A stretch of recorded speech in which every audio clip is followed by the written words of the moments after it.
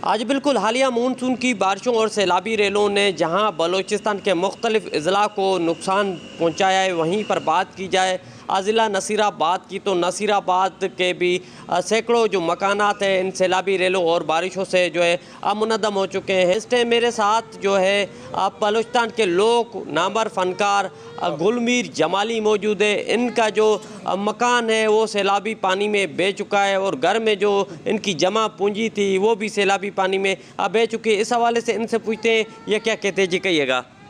बिस्मिल्लाहिर्रहमानिर्रहीम। सबसे पहले वश न्यूज़ से भी का मैं तहे दिल से शुक्रगुजार हूँ।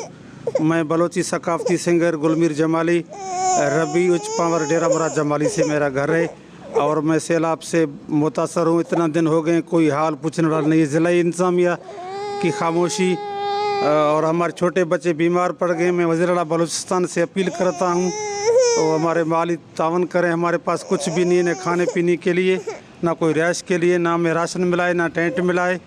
बड़ी दुख की बात है। हम सकाफ़त के फ़नकार हैं, सिंगर हैं। महकमा सकाफ़त से भी अपील करते हैं और वज़ीर-ए-आज़म पाकिस्तान से और पाक फ़ौज से, वज़ीर आज़म पाकिस्तान और वज़ीर आला बलूचिस्तान और पाक फ़ौज से दरख्वास्त है कि माली इमदाद की जाए ताकि हम लोग जो हैं अपने घर को बनाकर अपनी ज़िंदगी बसर कर सकें।